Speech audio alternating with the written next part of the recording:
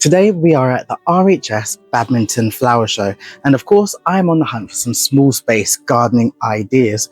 We're going to be taking a look at how to make the most of our ponds, how to make the most of our containers, how to make our small spaces feel even bigger, plus much more.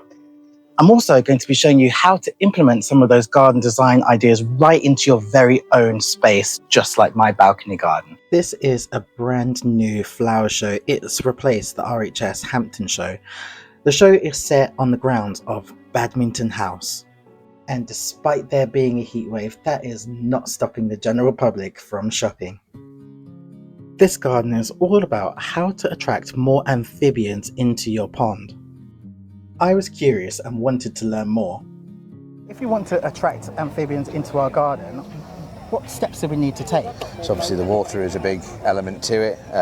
There's got to be a certain level of water. The beach is quite important for wildlife coming in and out and feeding from.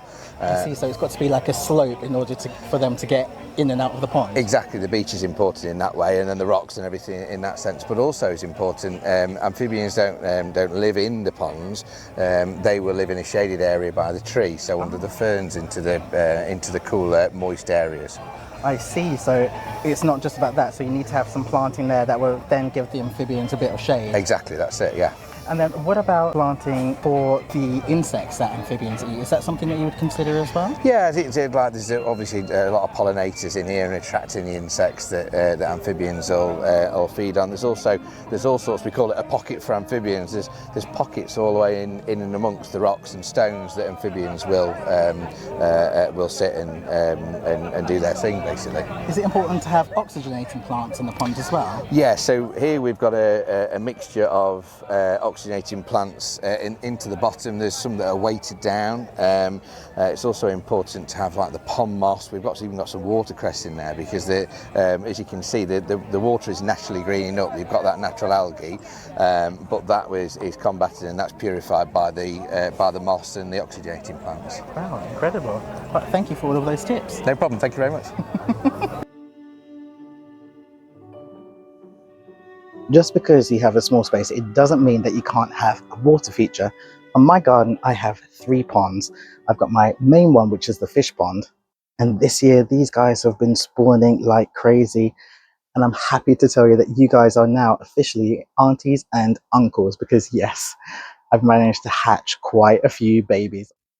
I've got plenty of videos on how to make container ponds, but in essence, what you need to do is grab yourself a container, fill it with water, and then select some really good plants. And if you look closely, you might just see one of the babies. Back at the show, I discovered a garden that answers an age-old question. How do you make a small space garden feel bigger? A really fantastic garden design tip to use is to use mirrors in the garden.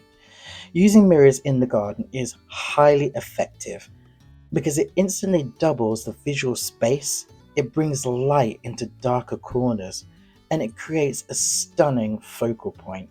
By using mirrors, you can add some depth into some smaller areas, and you can also reflect really beautiful plant textures to make the space feel really lush and expansive. Another garden design technique that I spotted on this garden to make your garden feel bigger is the use of these different size wooden posts. They create structural depth. They also provide tailored support for different plants. The garden is designed to empower women, and if you look closely, each post is inscribed with a word of affirmation. These words were put into a pole for women, and the height of each post reflects where they placed in the pole. Another design tip I spotted in the garden is this curved pathway. And what that does is it creates more of a journey meandering through the garden. This garden was designed by one of the young designers of the year. This garden documents the challenges that she faced with self-confidence. So the start of the garden is very quiet, muted color palettes. But then as she walks along her meandering path, you see that actually the colors brighten and sharpen up. And she specifically used colors like orange because she felt like that was the power and fire beneath her wings as she became more comfortable with herself as an adult. She recognizes that public spaces don't always consider how women and girls experience them. The designer feels that her garden invites visitors to step away from their screens and reconnect with themselves through nature. She recognizes that public spaces don't always consider how women and girls experience them. One of the designers on this garden shares their story of how they became a career changer despite his diagnosis of multiple sclerosis. I'm Michael, also known as Somerset Gardener. I'm here with Gavin, so the MS Gardener. This is basically Gavin's story, being diagnosed with multiple sclerosis and what he's gone through. Wow, can you dive in a bit deeper and tell us a little bit more about the garden? Yep, so on the outside we've got rocks with some of Gavin's symptoms in there, which are the obstacles to overcome. Through the planting, we've got the height to sort of give you a bit of a hug whilst you're sat in sort of garden. It's quite a small space, so it shows you what you can achieve in a small space. So this is 6.5 by 3 metres, but you've got a nice seating area here which is wheelchair accessible as well, and a lot of the herbs have medicinal benefits. I wanted to learn from Gavin what it's like living with multiple sclerosis. Gavin, can you tell us what some of the symptoms are of MS? Yeah, so there's lots of different symptoms. There's brain fog where you just can't think of the words. That normally comes from being too tired. I get tremors in my back, which is quite a regular thing with lots of MS sufferers. It's normally when I'm either going to be quite ill or there's a flare up coming. We've got, I've lost my brain. Brain fog? There you go. I've already said that one, haven't I? Fatigue. Oh, yeah, there you go. Yeah. And then how does the garden help you?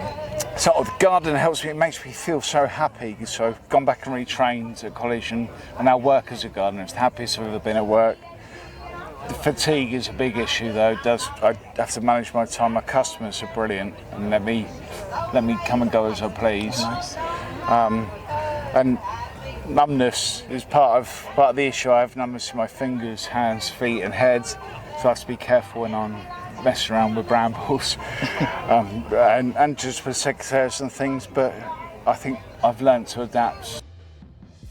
Michael's planting plan was excellent, but I wanted to know whether or not we could grow any medicinal herbs at home. But, things like the fennel, obviously the echinacea, you can buy that in tablet form now, for colds and things.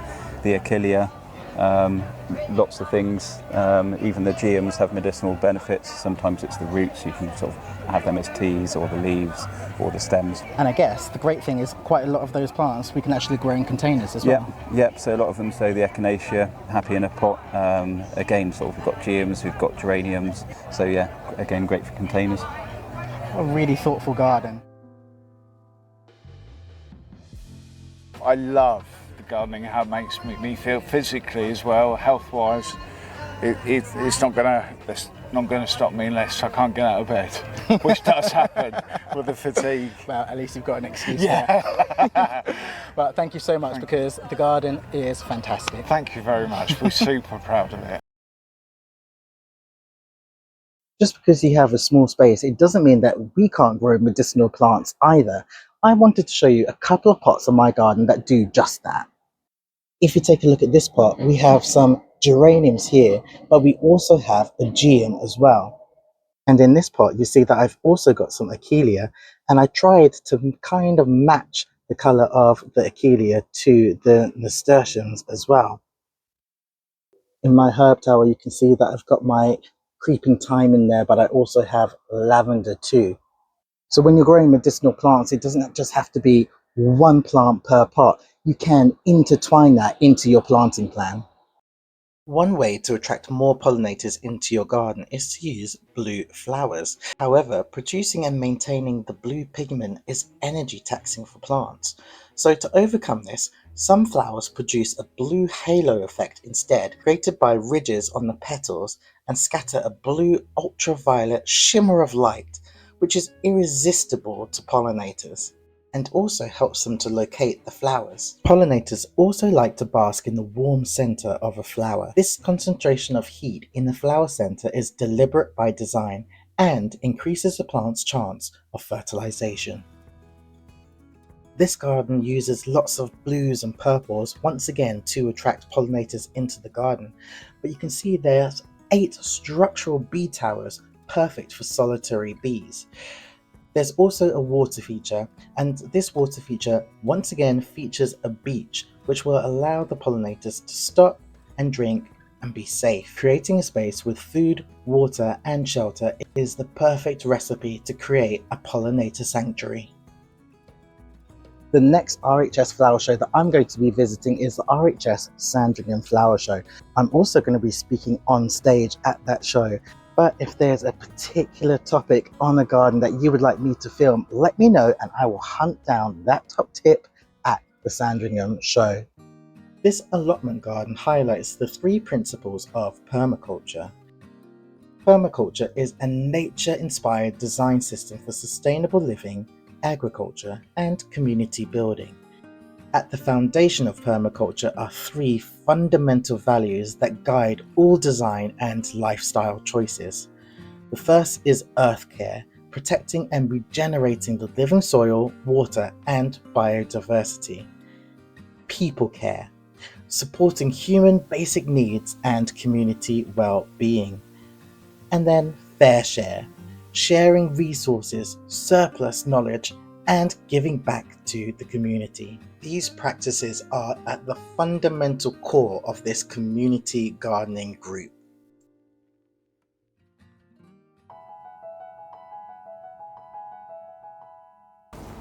Rick, the garden is phenomenal. It's so beautiful. As I'm looking around, I see there are lots of containers here. Can you talk us through some of your top tips for containers on this garden? Yeah, so I mean containers, when they're large containers, you can get away with obviously larger pieces, and there's nothing greater than putting height into a garden. You can get away with bigger shrubs, bigger trees. I like the fact that you have different heights. You know, you've got a bit of that, have you, going on in yours? You know, you're not looking at the same plane all the way through. You know, you've got that little bit of up and down and focal points. And even on a small little space like your balcony, you know, you've still got focal points in your, and that's amazing that you can actually achieve that. Can you tell us a little bit about the garden? Well, it's a garden for a suicide prevention charity called Calm. It's a garden of hope rather than grief. There is help out there that need to talk and reach out, really. And it's a never-ending journey until the good Lord takes you. You know, the pathway it's a continuous pathway of life, really. I was going to say, is that why there are so many circles and why there are so many different seating elements? Well, the main reason is there's 16 squares in the garden. That's how many people sort of take their lives on average a day. The 16 squares represent 16 lives, really, but 16 lives that we can save. There again, reflection pools that represent 16 lives that we can save through intervention. You could just imagine that if somebody had access to this space, this would be a space where they could probably sit, contemplate and reflect. Yeah, you know, you've got the 3 little oak benches, very low benches, so you know you're submerged within that sort of inner sanctuary of the garden, really. That section that's quite intimate, really, and you feel hugged by the trees and the plants, and you know, you get the scent off the plants as well, which is always very nice, isn't it? You know, and it's just a very calming space, which is what we wanted to try and achieve, really.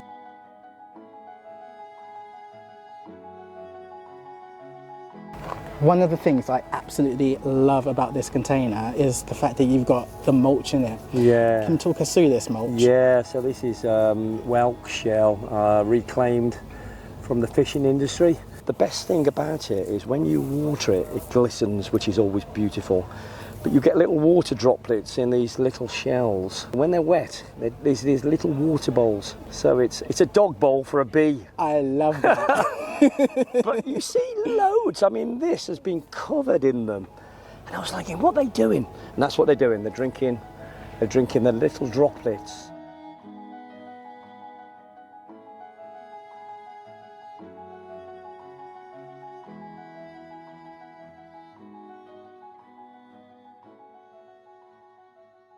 Against my better will, I've decided to grow a dahlia once again on this garden, even though they always unalive themselves. I find that they normally get demolished by slugs and aphids. And because of the slugs, that's why I invested in Shell on Earth on my very own garden. So as you can see, I currently have got no slug damage on this dahlia. And then also over here, you can see that my caradonna, my red hot pokers, and also my geraniums are doing really well in these pots. Because of that Shell on Earth product, I'm actually having to water these plants less, and they seem to be flourishing. Many gardeners want to become more sustainable, and this next garden has some really great sustainable design techniques. This garden includes some fantastic sustainable materials like this paneling, which is made from cork. If you take a closer look at this worktop, it's actually made from a sustainable concrete made from oyster shells. Oystercrete is a bio-based building material developed by the London design studio Matterforms as a sustainable alternative to conventional concrete. All that comes in remains is a garden built on Silo's zero waste philosophy, a closed-loop system where outputs become inputs. The there is no bin approach to cooking is translated into soil, planting, and materials. Every element has a role. Plants are not only edible, but active participants in the system, improving soil health, supporting biodiversity, and strengthening environmental resilience. The garden reflects the wider value of food, nourishment, ecology, and time spent in nature. It even features a green roof, and it's no wonder why this garden won the RHS Environmental Innovation Award. Well, I hope that you've enjoyed this episode, and hopefully I will see you in the very next one. See you again soon. Bye. Hope you've been enjoying this brand new format for this series. I really love intertwining bits of my garden into these just to show you guys how you could do this in real life. Hopefully see you again soon. Bye.